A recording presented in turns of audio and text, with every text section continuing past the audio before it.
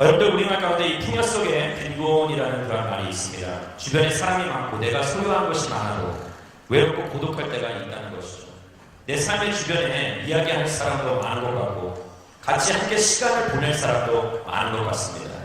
정말 커피 한잔 하자, 차 한잔 하자 하면은 이 전화를 몇 번 돌리기만 해도 많은 사람들이 쏟아져 나올 것 같은 그런 하나의 삶. 그러나 정작 내면 속 깊은 것을 내 삶의 속사람을 들여 보이기에는, 들춰 보이고 그들에게 내 삶을 나누기에는 터무니없이 부족하다는 것. 많은 사람들은 있지만 내가 허심탄회하게 내 마음을 그들과 함께 나눌 수 있는 그러한 존재가 없다라는 것. 그런 생각이 문득 들 때가 많이 있는 것이죠. 이 세상에 그 어떤 것으로도 채울 수 없는 부분들, 많은 물질을 소유하고 학력을 쌓고 스펙을 쌓고 나의 삶 가운데서 많은 것을 소유하고 있을지라 하더라도 어쩌면 내 자신, 이 땅의 그 어떤 물질로서, 이 땅의 어떤 그 존재하는 것들로서 채울 수 없는 그러한 빈곤감들, 그러한 공허함, 그러한 무력함, 그러한 무료함을 우리는 바로 누구를 통해서 채울 수 있는 것이냐? 예수 그리스도를 통해서 채울 수 있다는 것입니다. 여러분, 우리는 영적인 존재로 지음을 받았습니다. 창세기 1장의 말씀을 보시면 하나님께서 우리의 코에, 아담의 코에 생기를 불어넣으셨다라고 이야기합니다. 하라는 그러한 이 히브리어를 통해서 생기, 숨, 곧 생명을 불어넣어 주셨다는 것이죠. 우리는 이 땅 가운데 다른 이 창조물들과 구별되게 지음을 받았습니다. 믿으면 아멘 하시기 바랍니다. 네, 아닌가요? 구별되지 않았나요? 확실하게 구별되게 하나님께 지음을 받고 창조함을 받았다는 것이죠. 그렇기 때문에 우리는 그런 영적인 그러한 교류가 있어야 하고 영적인 교제가 있어야만이 이 땅의 것들로 다 채울 수 없는 그 부분을, 그 공허함과 무료함과 그 무기력함을, 나의 그 빈곤감을 그 영적인 하나님의 인재함으로써 채울 수 있다라는 것입니다. 세상에 줄 수 없는, 그 어느 누구도 명쾌한 해답을 줄 수 없는 이 부분들을 하나님께서는, 나를 만드시고 나를 이 땅 가운데 창조해 주신 그 하나님께서는 채워주실 수 있다는 것이에요. 할렐루야. 그래서 우리는 이 땅 가운데 살면서 다른 사람들과 같이 교제하고 함께 시간을 보내는 것도 중요하죠. 그러나 나를 지으시고 나를 만들어주신 그 하나님과의 그 밀접한 1대1의 관계가 꼭 절실하게 필요한 것입니다. 오늘 말씀을 보시면 예수님께서 18절 말씀을 보시면 한 번은 예수께서 혼자 기도하고 계셨습니다 라고 말씀을 이야기합니다. 이 예수님의 공생의 삶 가운데 이 말씀을 살펴보시면 예수님께서는 수시로 거의 성경을 이야기하는 습관적으로 그는 하나님과 복대하는 모습을 보여주셨습니다. 그가 잡히시기 전날 밤에도 겟세마네 동산에서 그는 기도하셨고 늘 수시로 하나님과 끊임없이 밀접한 관계를 맺고 계셨던 것이죠. 그런데 재미있는 것은 이 18절 말씀을 보시면 제자들도 함께 있었는데 라는 그런 부분이 있습니다. 임마누엘 하는, 내가 세상 끝날까지 너희와 항상 함께 있겠다라고 말씀하신 주님께서 어떻게 보면 이런 이 말씀처럼 이 어떤 모순적인 그런 표현이 아닌가. 제자들도 함께 있었는데 언제 어떻게 혼자 기도하고 있는 것인가, 그런 생각을 하게 되는 것이죠. 그런데 중요한 것은 그런 예수님께서 그런 함께 있었지만 그만의 시간이 절대적으로 필요하다라는 것을 말씀을 이야기해주고 있는 것이겠죠. 그런 가운데서 우리가 이 말씀 통해서 배워야 할 것은 우리도 그런 시간이 필요하다라는 것입니다. 우리도 이 땅 가운데 살아가면서 하나님과 나만의 시간, 하나님의 거룩한 음성을 듣고 하나님의 거룩한 영으로 체험을 받는 그 시간이 필요하다라는 것이죠. 할렐루야. 내가 하나님에게 쓰임받게, 하나님의 나라와 영광을 위해서 쓰임받기 위하여서는 내가 먼저 하나님에게 체험을 받지 않고서는 쓰임받을 수 없다라는 것이죠. 사랑하는 여러분, 하나님과의 1대1 관계가, 하나님과의 그 독대하는 그 시간이 여러분의 삶 가운데 더욱더 커져가게 되기를, 큰 이 시간을 여러분들이 활용하여서 하나님과 함께하게 되기를 주의 이름으로 축원합니다. 내가 그분을 알아, 내가 그의 음성을 듣고 그분의 음성을 듣고 이 땅 가운데 혼란스럽게 나를 끊임없이 현혹시키는 이 세상의 유혹 가운데 흔들리지 아니하고 주님만 바라보며 나아갈 수 있다는 것입니다. 주님과 함께하는 나만의 시간을 가져야 한다는 것입니다. 회중 가운데 역사하시는 하나님이시지만 신앙은 지극히 개인적인 것입니다.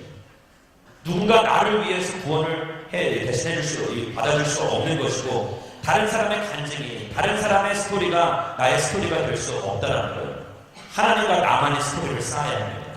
하나님과 나만의 그 밀접한 관계가 있어야만 한다는 것입니다. 말씀은 지금 그것을 이야기하고 있는 것입니다. 아까 제가 말씀드렸듯이 모순되는 표현이 있다고 말씀드렸죠. 그 시간에 제자들도 같이 있었다라고 이야기합니다. 그런데 여러분들 이 말씀을 보시면은 이 다른 동방복음서를 보시면 이 마태복음과 마가복음 병행되는 그런 이 부분들을 보시게 되면은 이 부분에 대해서 조금 더 쉽게 이해하실 수 있습니다. 마태와 마가는 각 복음서에서 그들이 가이사 빌립보 지방으로 가고 있었다라는 것을 의미하죠. 그래서 예수님께서 혼자 기도를 하고 나신 뒤에 가이사 빌립보 지방으로 같이 내려가고 있었다라는 것을 증거하고 있는 것입니다. 그런데 그런 과정 가운데 예수님께서 제자들에게 갑자기 질문합니다. 18절 말씀을 보시면 사람들이 나를 누구라고 하느냐라고 갑자기 이런 뜬금없는 질문을 던지신 것이에요. 도대체 그가 왜 이런 질문을 던지신 것일까? 어떠니 그가 자기 자신이 누구인지 몰라서 정체성에 혼란이 있으셔서 사람인가 내가 하나님 아들인가 그것 때문에 그러실 것일까?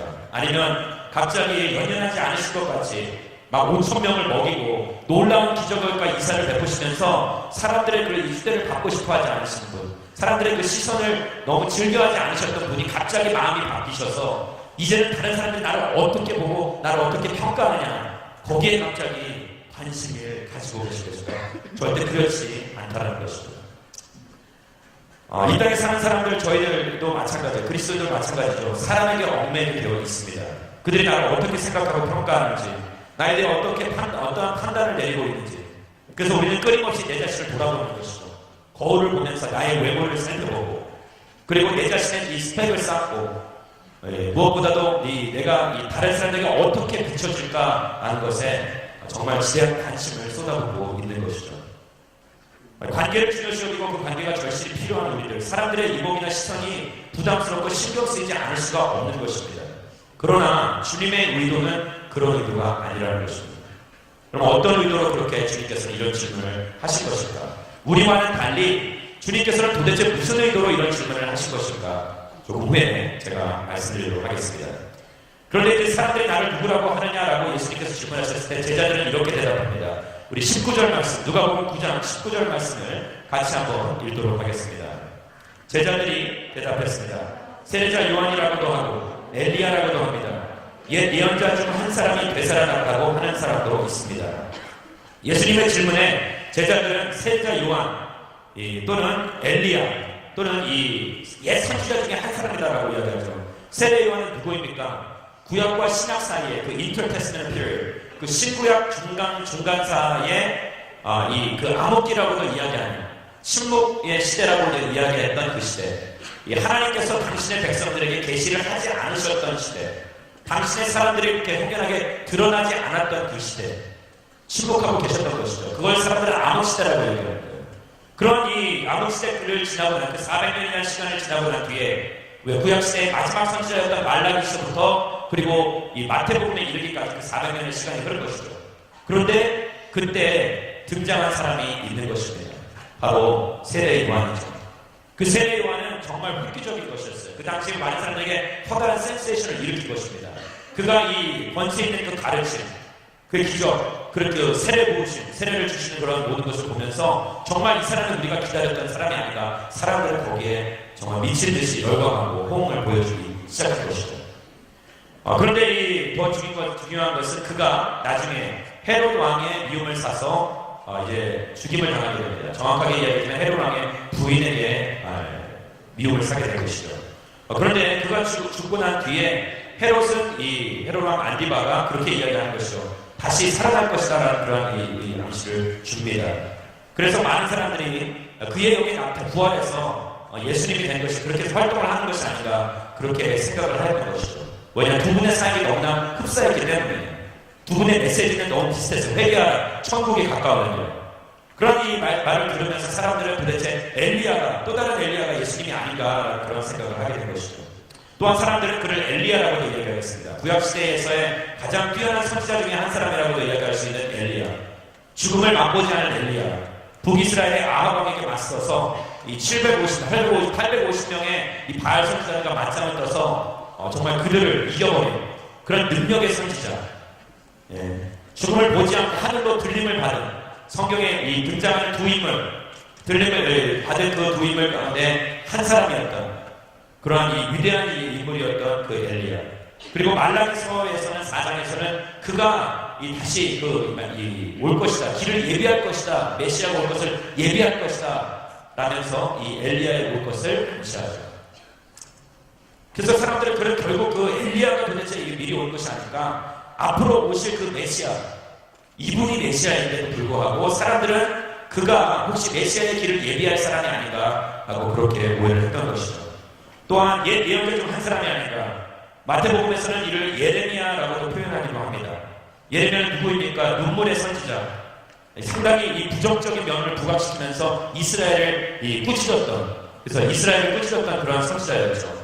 어떻게 보면 예수님께서 그렇게 이 잘못된 이스라엘의 그 부분, 그런 정책들이나 그런 시스템, 종교적인 시스템을 바라보면서 꾸짖으셨던 그 예수님의 모습을 보며, 옛 선지자, 이 선지자가 아닌가, 예레미야가 아닌가, 또 아니면 신명기에서의 모세가, 또 다른 모세가 같은 선지자가 나올 것이다 라고 이야기했던 그 말씀처럼 그런 선지자가 아닌가, 사람들은 그렇게 생각했던 거예요. 제각각 나름대로 자기 나름대로의 개인적인 해석을 하고 풀이를 하며 예수님이란 이런 사람일 것이다, 예수님은 저런 사람일 것이다, 그러한 생각을 가지고, 그런 견해를 가지고 그를 바라보았다는 것입니다. 이런 이야기들이 오고 갔다는 그 자체는 그만큼 예수님에 대한 관심이 고조되고 있었다, 많은 사람들이 그에게 관심을 기울이고 있었다라는 것이죠. 로마 식민지 정책이 더욱더 거세지면서 그들의 핍박과 압박이 더욱더 강해지면서 사람들은 이 땅에 오실 그 메시아를 꿈꾸며 기대하였다는 것입니다. 어둠이 깔리게 되면 사람들은 빛을 찾아 헤매일 수밖에 없다는 것이죠. 누군가를 찾고 그 누군가를 갈망하게 된다는 것이죠. 내 삶 가운데서 불안이 영습할 때, 두려움이 영습할 때, 슬픔과 좌절함 가운데 놓여 있을 때에 나를 이런 이 슬픔과 두려움 가운데서 구원해줄 그 한 사람, 그 빛을 비춰줄 그 사람을 우리는 누군가 기대하고 소망하고 찾게 된다는 것입니다. 이스라엘 백성들은 어쩌면 그런 상황 가운데, 쉽지 않은 상황 가운데 빛이 되실 메시아를 간절히 정말 애처롭게 그를 기다리고 있었다라는 것이죠.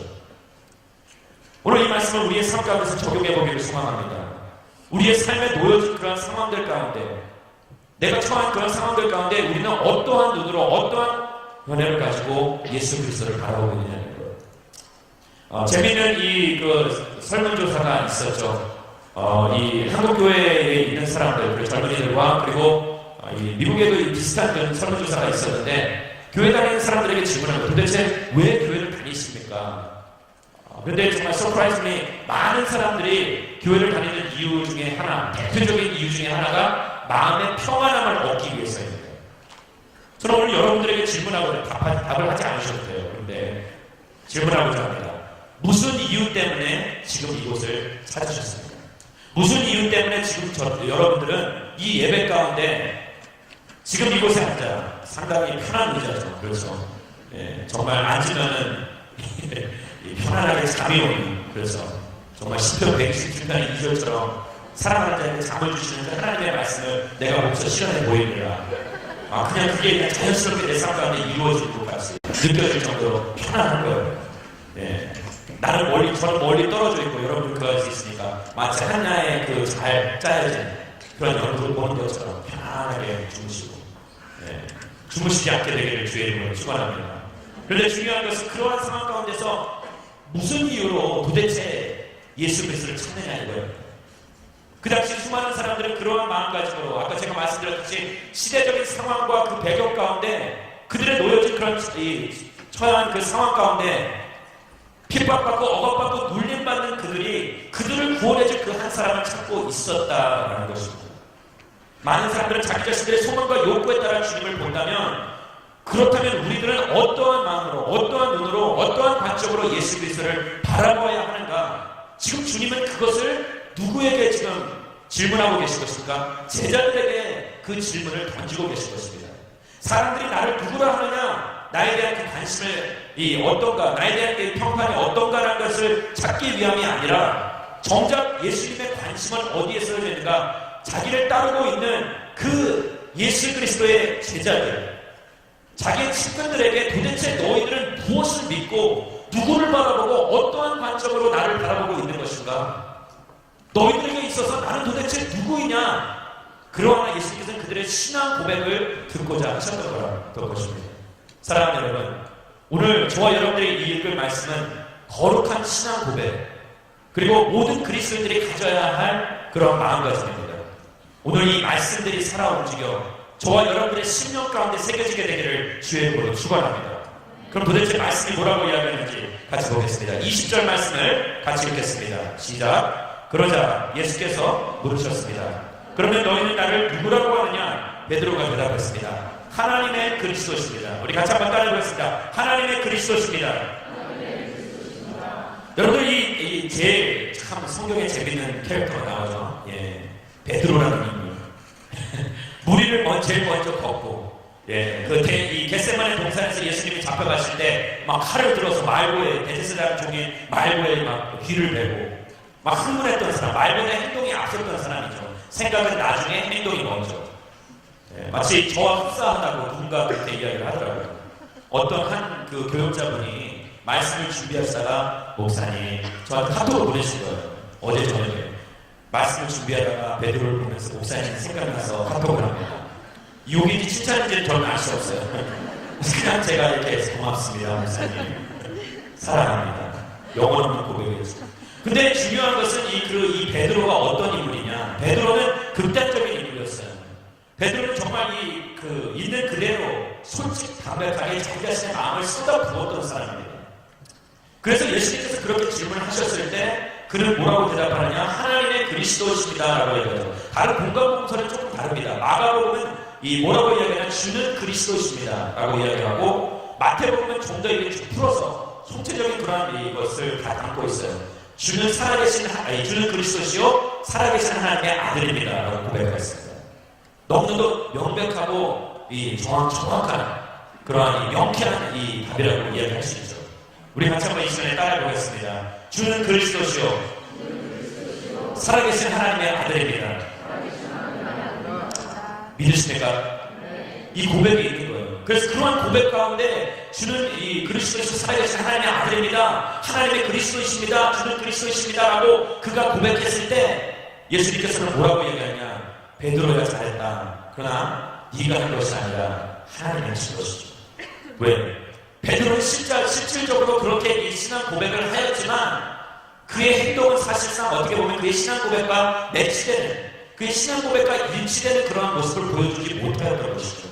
그래서 그의 고백이 그가 한 것이 아니라 그 안에서 역사하시는 성령 하나님께서 하셨다는 거예요. 할렐루야.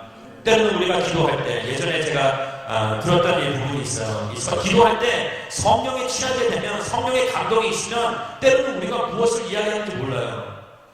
그래서 성령에 취하게 되고 그 분위기에 고치되고 정말 그 성령의 강력한 이끄심에 따라서 막 사람들이 막 자원하는 거예요. 주님 내가 하겠습니다. 예전에 어떤 수련회를 제가 한번 인도한 적이 있는데 정말 결단하십시오. 성공하십시오. 그래서 제가 어떤 콜링을 했어요. 정말 선교사를 콜링을 했더니 한 청년이 일어나니까 굉장히 영향력이 있었던 젊은이가 봐요. 그가 일어나니까 사람들이 막 주변에서 웃어웃어 거리는 거예요. 한 사람이 일어나니까 막 주변에 있는 사람들이 벌떼같이 일어나는 거예요. 제가 보았을 때는 이거 왜 일어났을까? 그런 생각을 할 정도로. 그런데 그런 이 현상이 일어나는 거죠. 기도할 때 정말 눈물 콧물 다 쏟아내면서 그러다가 막 손을 들고 주님 내가 여기 있사오니 나를 보내소서 막 그런 얘기를 하고, 그러다가 이제 기도가 끝나고 예배가 끝나고 집회가 끝나는 내가 도대체 왜 그랬을까? 여러분 어떻게 보면 술 취한 것과 저는 잘 모르겠어요. 여러분들 잘 아시나 봐요. 술 취한 것과 이 성령에 취한 것은 비슷한 면이 있다라는 것이죠. 왜? 도대체 성령에 취했을 때, 그래서 술에 취했을 때 본인이 한다는 얘기를 잘 기억을 못하는 거예요. 도대체 왜 그랬을까? 그러나 여러분들 성령의 일시적인 취함이 아니라 성령 충만함 가운데 살게 되기를 주의 이름으로 축원합니다. 술 취하지 마십시오. 이는 방탕한 것입니다. 너희는 오직 성령의 충만하다.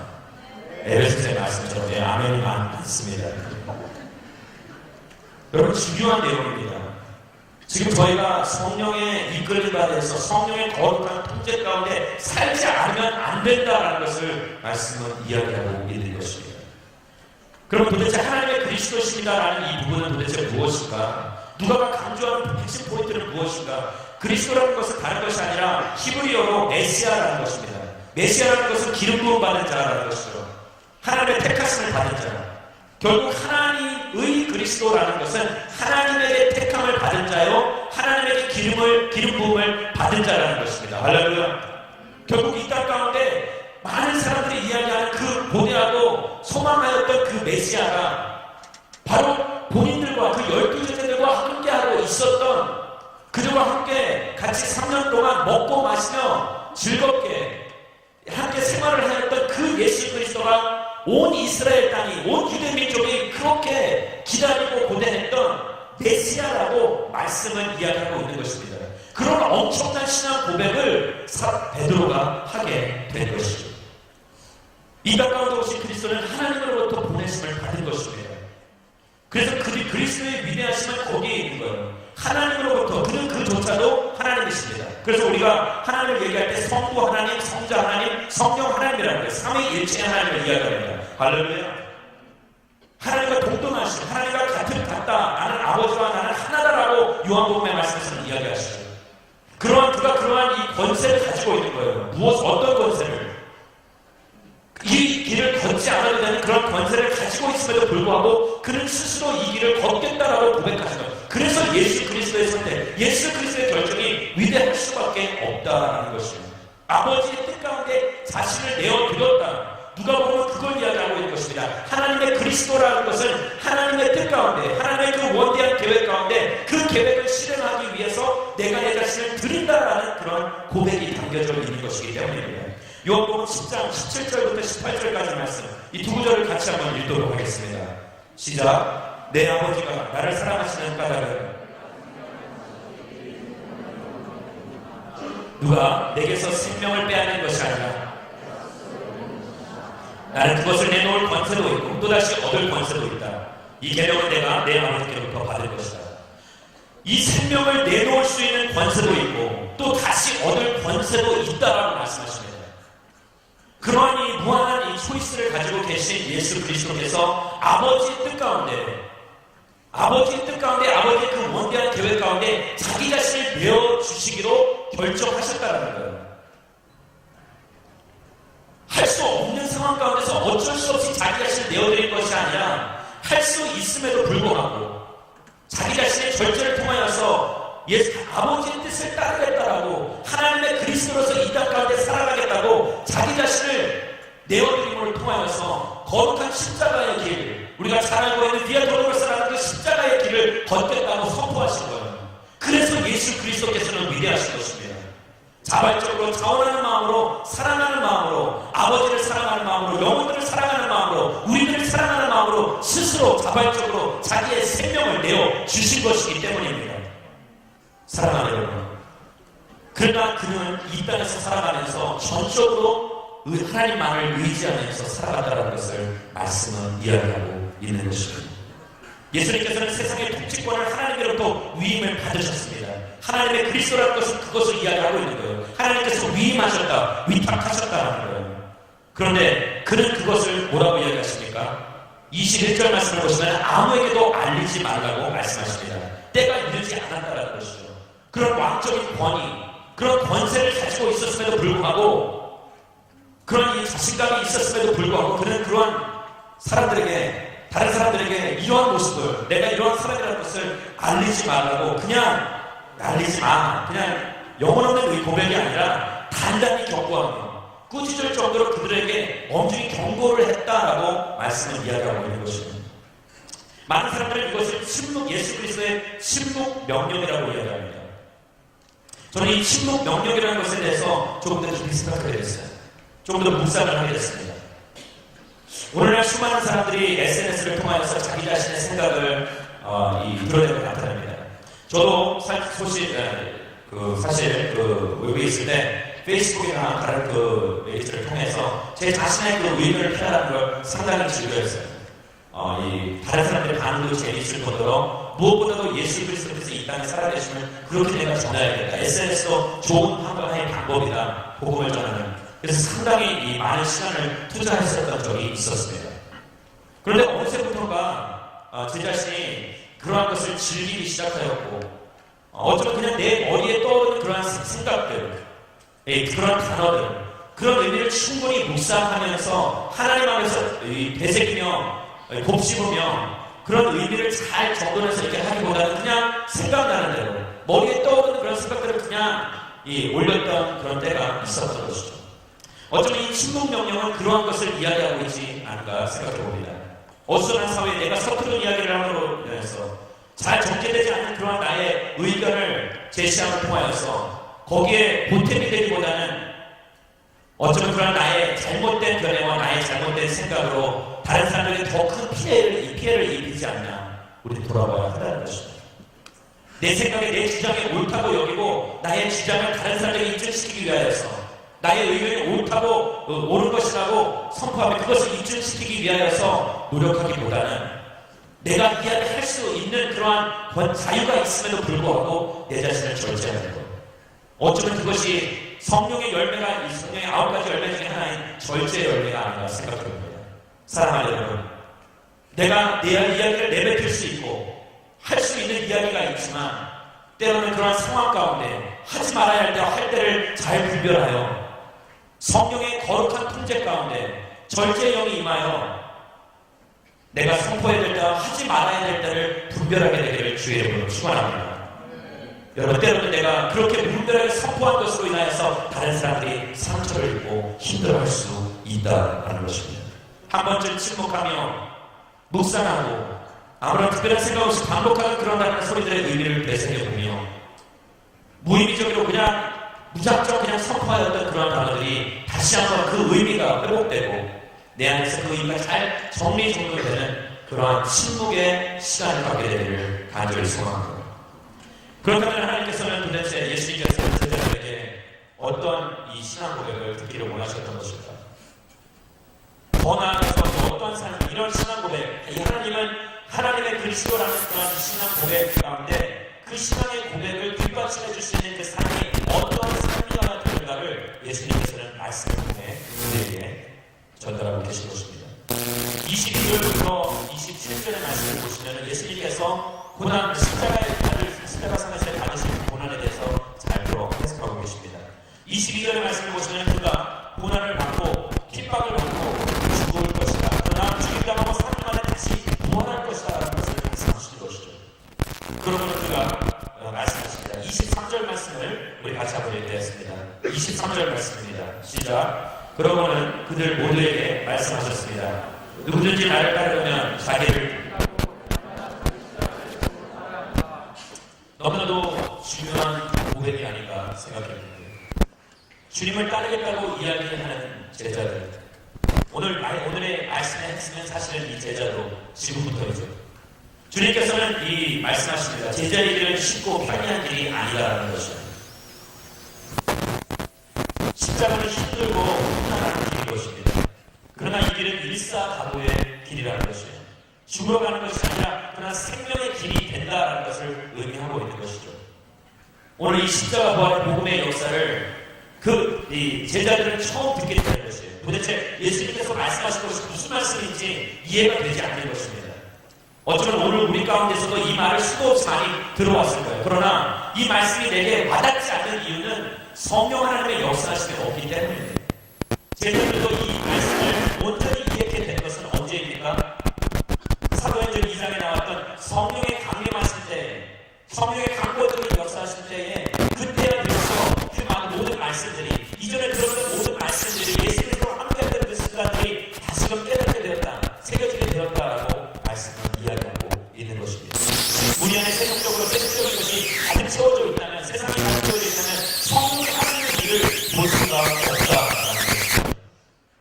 그래서 우리는 끊임없이 세속적인 것에 현혹되지 말고 성령으로 하나님께서는 오늘 그것을 우리에게 오늘 이 말씀을 보면서 그런 신앙 고백이 도대체 나를 가지고 자기 십자가를 지고 가는 것이 무엇인가? 오늘 이 말씀은 다른 것이 아니라 쉬지 않고 주님을 행복적으로 바라보고 주님만을 바라보고 이야기하고 있는 것입니다. 세상의 것을 챙기는 것이 아니라 세상의 원리에 따라서 움직이는 것이 아니라 하늘의 원리에 따라서 믿으면 아멘 하시기 바랍니다. 십자가의 원리인 것입니다. 십자가의 원리는 끊임없이 자기 비움을 요구하는 것입니다. 그러나 이 땅의 원리는 무엇을 요구합니까? 자기 채움입니다. 끊임없이 내 자신을 무언가를 채워야 한다는 것입니다. 이걸 더 많이 있는 것이 더 나은 것이고 더 많이 생각하는 것이 좋은 것이다. 기왕이면 기왕지사 하나님의 길을 하는 것이면 더 크고 풍성한 것이 좋은 것이 아니다. 더 많은 것이 좋은 것이 아닐까. 더 많이 소유하고 있는 것이 더 큰 힘을 더 큰 영향력을 끼칠 수 있는 것이 아닐까. 더 높은 곳에 올라가는 것이 더 많은 영향력을 끼칠 수 있는 것이 아닐까 라고 이야기하는 것이죠. 맞습니다. 어느 정도는 맞아요. 그러나 그것이 진리는 아닙니다. 왜냐? 진리는 분명히 말씀하십니다. 강한 자를 통해서 약한 자를 하나님께서 전하시는 것이 아니라 가난하고 연약한 자를 통하여서 신명이 가난한 자를 통하여서 하나님은 이 땅의 강한 자들을 부끄럽게 하신다고 말씀하십니다. 할렐루야. 이게 바로 역설적인 십자가의 영적 원리라는 것입니다. 세상의 원리를 쫓지 아니하고 세상의 가르침을 쫓지 아니하고 풍조를 쫓지 아니하고 그와 정반대되는 그런 역설적인 원리를 가지고 그것을 추구하며 나아가라고 자기 자신을 부인하라고 말씀합니다. 사람들은 끊임없이 자기 자신을 확인하라, 담대함을 가져라, 자신감을 가져라 라고 외칩니다. 그러나 하나님께서는 네가 할 수 없다, 너는 스스로 아무것도 할 수 없는 존재다라는 것을 말씀을 통해 끊임없이 깨닫게 해주시는 거예요. 그래서 이 말씀, 이 거룩한 복음 앞에 섰을 때 많은 사람들이 나는 벌레만도 못한 존재다라고, 저희가 어렸을 때 이 저희 어머니 즐겨 부르시던 노래 벌레만도 못하네, 저는 그 노래를 들으면서 우리 때가 도대체 벌레만도 못한 존재인가 상당히 자괴감에 빠지고 커다란 시리에 빠졌던 적이 있었어요. 예. 그런데 그런 노래가 그때는 그같이 이해가 되지 않았어요. 하나님 나를 사랑하신다고 했는데 나는 존귀한 존재라고, 이 땅에 특별한 존재로 하나님께서 만들어주셨다라고 이야기하는데 우리 도대체 벌레만도 못한, 이게 도대체 무슨 말인가. 그러나 거기는 커다란 영적 원리가 담겨져 있는 것이죠. 복음 앞에 섰을 때에, 거룩한 하나님의 임재 앞에 섰을 때에 내 자신을 자연스럽게 내 자신을 드러낼 수 없다는 거예요. 오직 하나님만 존재하는 것입니다. 할렐루야. 거룩한 영광의 빛 앞에 섰을 때에 내가 설사 내가 빛에서 어떤 빛을, 조그만 빛을 존재를 하더라도 그 영원한 빛 앞에 섰을 때는 반딧불 같은 존재, 나는 그저 내 자신을 발견할 수 없을 정도의 그런 거룩한 빛 앞에 섰을 때에 그것을 이야기하는 것입니다. 나는 정말 벌레만도 못한 존재요, 나는 죄인이다라고 고백하게 된다는 거죠. 하나님 앞에 섰을 때에 내가 아닌 오직 주님만이 드러내는, 내 뜻이 아닌 하나님의 뜻만이 드러내는 그러한 삶을 살게 되기를 주의 이름으로 축원합니다. 세상으로 가득 차 있는 것이 아니라 하나님으로 가득 차 있는 세상을 살아가는 것입니다. 그런데 세상은 무엇을 이야기합니까? 대충 쉬엄쉬엄 해라고 이야기합니다. 말씀은 분명히 이야기합니다. 날마다 자기 십자가를 지고 살아라, 자기 일을 끊임없이 이루어라라고 이야기합니다. 자신을 비우라고, 자기 자신을 죽이라고, 그리고 날마다 십자가를 지고 살아라고 이야기하지만 어떻게 보면 이런 세속주의에 우리는 물려서 오늘날 어쩌면 교회조차도, 어쩌면 우리 주님의 공동체조차도, 어쩌면 우리가 생기는 교회조차도, 어쩌면 우리가 같이 함께하는 한국교회조차도 이런 영적 원리를 발견치 못하고 23절에 말씀처럼 거룩한 십자가의 원리를 발견치 못하고 어쩌면 세상주의에 물들어서 세상과 타협하여 조금씩 물들어가고 있지 않나 한다는 것입니다. 사랑하는 여러분, 이 말씀은 항상 나에게 적용되어야 합니다. 나에게 먼저 적용되어야 합니다. 제가 이 말씀을 여러분에게 적용해보았습니다. 처음에는 이 말씀을 접하면서 제가 처음에 예수 그리스도를 영접했을 때 생각했습니다. 근데 정말 열심히 달렸습니다. 근데 정말 쉬지 않고 달렸습니다. 그래서 그때 제가 이야기한 거, 나에게는 쉼이란 존재하지 않는다. 쉬는 것은 천국 가서 쉬는 것이지, 나에게는 안식 그런 거 필요 없어. 안식면 그것은 약한 사람은 나는 오직 그리스도, 예수 그리스도, 오직 예수 그리스도, 오직 보고 그것만 너무너무 열정이 넘쳐서 혼자 나가서 헬스에서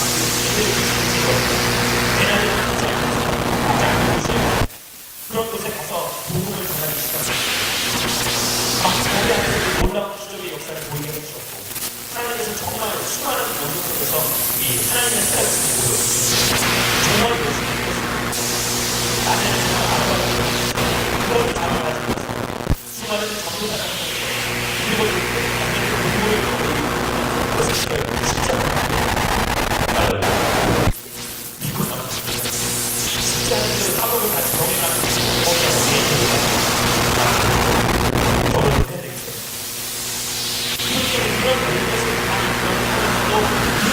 하루에 한 번 내가 복음을 전하겠다는 것을 그래서 어느 순간 그렇게 달리는 가운데 저렇게 다가왔거든요. 네, 언제 제가 말씀드리지 않겠습니다. 우리가 이 방송이 나가더라고요. 우리가 듣더라고요. 이 방송을 듣고 가서 열었습니다.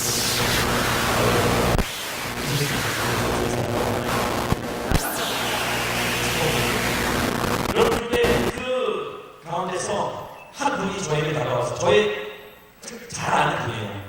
목회를 하시는 분이에요. 근데 저한테 와서 아무개 정말 그분이 열심히 기다려주세요. 쉬엄쉬엄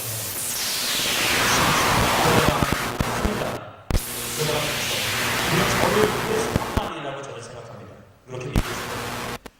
그런데 저는 그 이야기를 들으면서 그래 내가 너무 심하게 달렸나? 내가 너무 혼자 자신고절하고 내 혼자 너무 열정적으로 달리는 것이 아닐까? 내 안에 있는 모두가 끊임없이 달리기 때문에 내가 심장으로 달리는 것이 아닐까? 그런 생각을 하게 됩니다. 그런데 그런 생각을 하게 되다 보면은 어처구니 없는 일들이 일어나게 되는 것입니다. 자꾸 그런 생각을 하면 적당히 하는 것, 시원시원하는 것, 그런 것을 경험하게 되고 나한테 제 생각을 못 하는 것이 아니라 내가 열심히 한다고 그걸 권하지 않았어요. 내가 열심히 한다고 해서 그것을 권하지 않았어요. 성인 사역을 해보았어요. 어린이 사역을 해보았어요. 청소년 사역을 해보았어요. 대학교 나중에 똑같습니다. 한국, 미국, 어디가나 똑같아요. 흑인교회도 있어봤어요. 똑같습니다. 뭔가 이 변할 것 같은 그런 조짐은 보이지만 완전히 변하지 않는 리얼 체인지는 있지만 트랜스포메이션이 없는 완전한 기바퀴의 역사가 없는 그런 것을 보면서 안타까워하고 혼자 쓸쓸해하고 혼자 가슴 아파하고 그런 건데 혼자 그냥 쇼를 하는 거예요. 혼자 울고 혼자 웃고 도대체 내가 왜 이렇게 혼자 달려야 되는 것인가? 어쩌면 그분이 이야기하는 시험시험 해라, 대충 해라, 이제 그만 뛸 만큼 뛰었다, 수고했다 라고 그 이야기하는 게 정말 달콤한 유혹같이 느껴졌어요. 그래서 어느새부턴가 내 삶 가운데서는 그런 것들을 열정적인 그런 부분들을 하나씩 내어놓고 어쩌면 이 편안하게 그냥 신앙생활을 하며 어차피 말씀 전하고 복음 전하고 지금 여기에서 내가 이렇게 복음 전하는 거 복음 똑같은 그러면서 밖에 나가서 복음을 전하는 그런 것을 멈췄다는 여기가 있고 있었습니다. 제가 처음 왔습니다.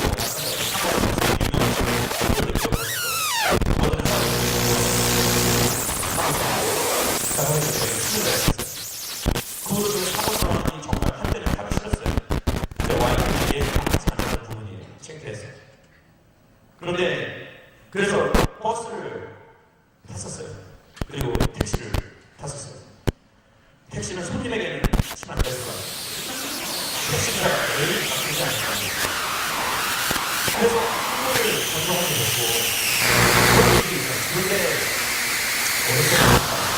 내 자신이 바쁘다는 이유로 내 자신이 힘들다는 이유로 피곤하다는 이유로 그리고 여기서 복음을 전하고 있는데 굳이 밖에 나가서 복음을 전할 이유가 있을까? 그렇게 하면서 조금씩 변해가는 제 모습을 발견한 거예요. 1년 넘게 외부에서 제가 이 그런 공식적인 자리 외에 그 잘 세워진 셋 외에는 제가 자발적으로 정말 불편함을 무릅쓰고 가서 전도를 한 지가 정말 오래됐어요. 근데 근래에 와서 하나님께서 어떤 한국 목사님의 설교를 인터넷에 통해서 듣다가 엄청난 강한 후려침이 있었죠. 영적인 후려침이 있었어요. 네가 이렇게 살아서는 안 된다. 네가 이렇게 살아서는 안 된다. 그런 가운데서 다시 한번 하나님께서 이런 말씀을 저에게 주신 거예요. 누구든지 나를 따르려면 자기를 부인하고 날마다 자기 십자가를 지고 따라야 한다. 여기 너무나도 중요한 부분이 있습니다. 날마다 자기 십자가를 지고 가야 한다는 것이죠. 우리 같이 한번 따라해보겠습니다. 날마다 십자가를 지어야 합니다. 여러분, 이것은 하루에 한 번에 지는 것이 아닙니다. 한 번에 그냥 과감한 그런 이 용기를 내서 결단력에 의해서 불살했다 한 번 하는 것, 그것이 아니라 지속적으로 꾸준히 주님 다시 오실 때까지 그 십자가를 진다는 것입니다. 여러분, 이게 힘든 것입니다. 한 번에 과감한 결단, 그런 행동은 누구나 다 할 수 있어요. 자기 몸에 휘발유를 뿌리고 그거 누가 못하겠어요. 한 번 손을 들이대고 예수 그리스도 그거 할 수 있어요. 그러나 어쩌면 그것보다 더 힘들고 어려운 것이 무엇이냐, 지속적으로 매일같이 날마다 끊임없는 세상의 유혹 가운데 견뎌내며 십자가를 지고 예수 그리스도의 발자취를 쫓는 것이 어려운 것입니다. 사랑하는 여러분, 그래서 여러분은 지금 선교사적인 삶을 사는 것이고, 저는 그래서 여러분을 위해서 중보를 할 수밖에 없는 것입니다. 안 할 수가 없는 것입니다. 왜냐하면 여러분은 세상에 나가서 십자가를 지고 살아야 할 예수 그리스도의 제자이기 때문입니다. 제자라면 반드시 그 십자가를 지고 매일같이 지고 그리스도를 따라야 한다고 말씀을 이야기하고 있는 것이에요. 사랑하는 여러분, 세상은 더 큰 힘을 가져라, 더 능력을 키워라, 실력을 키고 많은 것을 소유할 때 그때 더 크고 놀라운 일들이 일어난다고 이야기하지만 그것이 아니에요. 하나님께서는 낮은 곳에서도, 하나님께서는 아무것도 없는 곳에서도 또 놀라운 기적을 일으키실 수 있는 분이 우리의 하나님이십니다.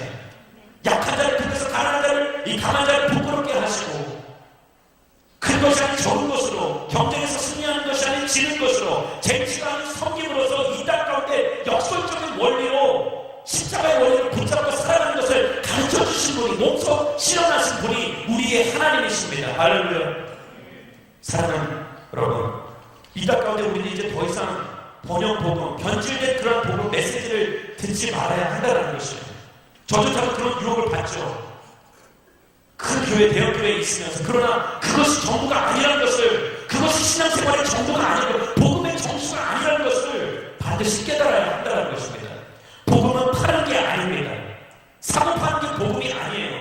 복음은 진리입니다. 진리는 누가 사는 게 아니라 복음은 생명을 얻고자 하는 사람 모두가 붙들어야 할 그런 것이라는 거죠. 십자가를 붙잡으셔야 합니다. 이 땅에 있는 사람들은 복음에다가 사탕 반응하면서 먹기 좋게 꾸며놓습니다. 그러나 복음 외에, 십자가 외에 다른 것이 필요가 없다는 것이에요. 수도 가스도 복음 외에는 다른 것이 필요가 없는 것입니다. 복음은 완전한 것입니다. 믿으면 안하시기 바랍니다. 그래서 복음 외에 무언가를 첨가하거나 무언가를 더하지 말라는 것이에요. 피 묻은 십자가, 복음은 완벽한 것이에요. 그 십자가 하나가 우리를 살리는 것입니다. 여러분들 세상에 이렇게 얘기합니다. 너의 자아가 더 나아질 거야, 개선하면 돼, 그런 게 아니에요. 자아가 완전히 깨져야 합니다. 내가 죽어야 변화가 일어나는 것이에요. 할렐루야. 완전히 내가 성령의 이끌림에 따라 완전히 없어져야, 소멸되어야만이 다시 살아나는 그 온전한 트랜스포메이션, 부활을 경험할 수 있다는 것입니다. 레노베이션이 아니라 완전히 새롭게 지어지는 것입니다. 할렐루야. 여러분, 우리는 이 땅 가운데 살아가면서 우리 자신을 그냥 조금 개선시키고 변화시키는 것이 아니라 완전한 뒤바꿈의 역사가 일어나야 된다는 거예요. 사랑하는 여러분, no cross, no crown. 십자가 없이는 부활의 영광도 없는 것입니다. 같이 한번 따라해보세요. No cross, no crown. 십자가의 영광 없이는 부활의 영광도 없다라는 것이에요. 죽음 없이 생명을 잉태할 수 없는 것입니다. 눈물로 씨앗을 뿌리지 않으면 좋은 것을 거둘 수가 없다는 것이에요. 내가 죽지 않으면 선한 것을 이룰 수가 없는 것이 바로 진정한 제자로의 삶이라는 것입니다. 그래서 24절 말씀, 누가복음 9장 24절 말씀을 우리 같이 한번 읽겠습니다. 시작. 누구든지 자기 생명을 구하려는 사람은 잃을 것이요 누구든지 나를 위해 우리의 헌신이 다른 이들에게는 희망이 될 수 있습니다.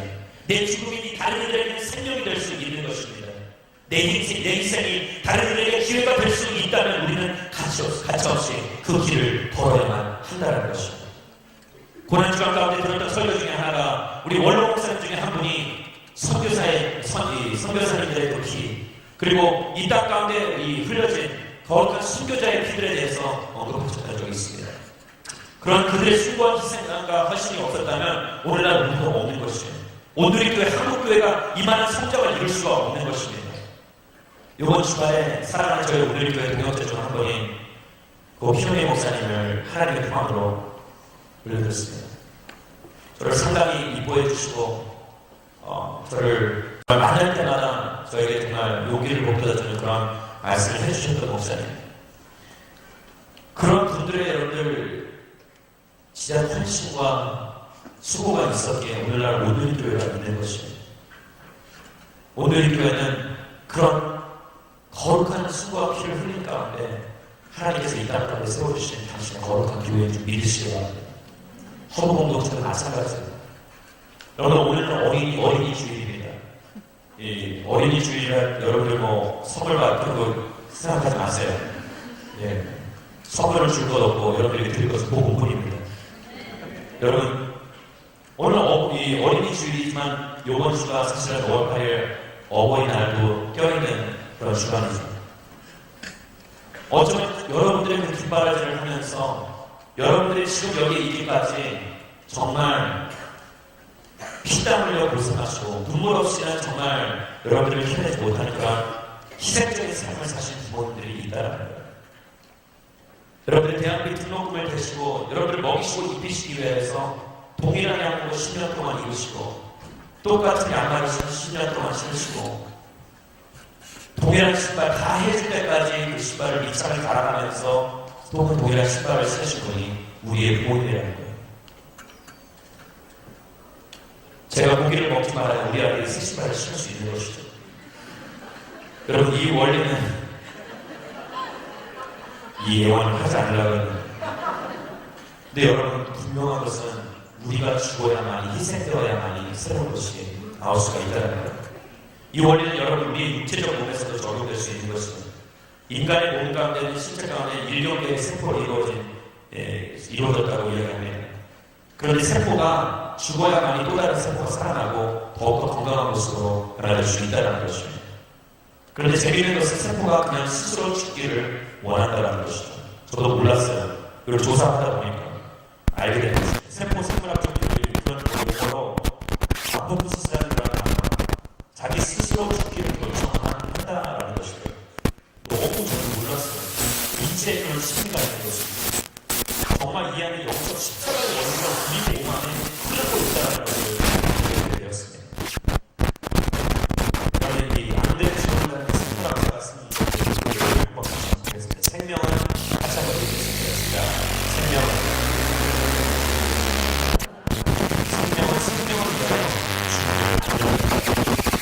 십자가와 부활의 문제는 죽음과 생명의 문제인 것입니다. 내가 죽어야만 내 자아가 철저한 부인이 이루어져야만이 내 안에서 누가 계속해서 사시는 것입니다. 갈라디아서 2장 20절 말씀을 같이 한번 읽겠습니다. 시작. 나는 그리스도와 함께 십자가에 못 박혔습니다. 그러므로 이제 더 이상 내가 사는 것이 아니라 내 안에 그리스도께서 사시는 것입니다. 지금 내가 육체 안에 사는 것은 나를 사랑하셔서 나를 위해 자신의 몸을 내주신 하나님의 아들을 믿는 믿음으로 사는 것입니다. 이제 더 이상 내가 사는 것이 아니라는 것입니다. 사랑하는 여러분, 말씀을 맺길 소망합니다. 이제 더 이상 우리의 사는 것은 나를 위해서 사는 것이 아닙니다. 그런데 예수님께서는 재미있는 부분을 이야기하십니다. 25절의 말씀을 보시면 사람이 온 세상을 가운데서 자기를 이끌어 빼앗기는 무슨 소용이 있겠느냐. 26절에 누구든지 나와 내 말을 부끄러워하면 인자도 자기 영광과 아버지와 거룩한 천사들의 영광 가운데 올 때 그를 부끄러워할 것이다 라고 이야기합니다. 세상의 것을 추구하다 보면 십자가의 원리가 부끄러운 것이에요. 세상의 것을 추구하다 보면 예수 그리스도를 쫓는 것이 미련해 보일 때가 있다는 것입니다. 그러나 고린도전서 1장 18절 말씀은 이렇게 이야기합니다. 십자가의 말씀이 멸망당하는 사람들에게는 어리석을 것이나 구원받는 우리에게는 하나님의 능력입니다. 십자가는 하나님의 능력인 것입니다. 십자가를 붙잡으십시오. 이제 더 이상 우리의 인생 가운데 뒤로 쳐진 인생, 정말 하나님 없이는 살 수 없다라는 그런 고백을 하면서 뒤에 쳐진 인생이 아니라 앞장서는 인생, 주님이 원하시고 꿈꾸고 바라시는 그런 인생들을 살게 되기를 주의 이름으로 축원합니다. 그 안에서 우리는 우리 자신을 발견하게 되는 거예요. 나는 그리스도인이라는 것을. 우리 같이 한번 따라해보세요. 나는 그리스도인입니다. 저와 여러분들은 그리스도인입니다. 그리스도로 인해 이 땅 가운데 존재하는 그런 사람들이라는 것입니다. 예수님 때문에 나는 존재하고, 예수님 때문에 나는 살아가고 있고, 예수님이 나의 인생을 다스리고, 예수님이 나의 인생을 보여주신다는 거예요. 예수님 때문에 살아가는 것입니다. 그래서 저와 여러분들은 그리스도 때문에 그리스도의 뜻에 따라 살고 그리스도의 뜻에 따라 죽는 것입니다. 그래서 우리가 해야 되는 이 땅 가운데 해야 되는 다름 아닌 그리스도를 자랑하는 것뿐입니다. 내가 그리스도를 자랑하는 것이 그것이 바로 복음 선포요. 내가 그리스도를 자랑하는 것이 선교요, 전도요. 내가 그리스도를 자랑하는 것이 이 땅 가운데 당신의 백성들에게 요구하시는 하나님의 거룩한 요청사항이라는 것을 여러분들 깨닫게 되기를 주의 이름으로 축원합니다. 성령을 체험하십시오. 그리고 이 땅 가운데 그 성령 체험 가운데 하나님의 나라를 경험하게 되기를 주의 이름으로 축원합니다. 27절 마지막 말씀에 내가 진실로 너에게 말한다. 여기 서 있는 사람들 가운데 죽기 전에 하나님 나라를 볼 사람이 있을 것이다 라고 말씀하십니다. 제자들 가운데 단을 아니었으나 성령이 임하시고 그들은 하나님의 나라를 경험하게 되었습니다. 하나님의 나라를 이 땅 가운데 경험할 수 있습니다. 올 한 달은 가정의 달입니다. 저는 여러분들이 하나님의 나라를 여러분들의 가정에서 경험하게 되기를 주의 이름으로 축원합니다. 여러분들의 캠퍼스에서, 여러분들의 직장에서 내가 성령의 이끌으심을 받고 내가 주를 위해 살고 주를 위해 죽고 그리스도를 자랑하는 인생을 살 때에 내 자신을 부인하고 그 십자가를 치고 매일같이 주의 발자취를 쫓으며 나아갈 때에 내 안에서 내가 사는 것이 아니라 그리스도께서 사는 인생을 살 때에 우리는 하나님의 나라를 이 땅 가운데서 경험할 수 있게 된다는 것입니다. 우리 현재의 삶 가운데 그리스도의 나라에 얻어지는 기쁨과 즐거움으로 가득 찬 인생을 살아가며 하나님 나라를 경험하게 되는 그런 저와 여러분들이 되기를 소망합니다. 우리 시간에 같이 기도하며 나아갑니다. 주님, 그리스도를 자랑하며 그리스도를 내세우는 인생을 살게 하여 주시옵소서. 눈앞의 영광과 보이는 것에 혈안되지 않게 하여 주시옵고 보이지 않는 것에 관심을 기울이게 하여 주시옵소서. 거룩한 십자가의 원리를 붙잡는 우리가 되게 하여 주시옵소서. 세상이 내거는 그 멸류관에 현혹되는 것이 아니라 십자가에 위해서 그 부활의 영광의 멸류관을 아버지 하나님 추구하는 인생을 살게 하여 주시옵소서. 우리가 이 땅 가운데 살아가며 하나님의 나라를 경험할 수 없다라고 사람들은 이야기하지만 할 수 있습니다. 성령으로 채워 주시옵소서. 각본적으로 임하여 주시옵고 그리스도만을 자랑하는 삶을 살게 해달라고, 그런 하나님의 나라를 삶 가운데 경험케 해달라고, 그렇게 간구하시는 분들마다 그 자리에서 결단을 이뤄서 되기를 소망합니다.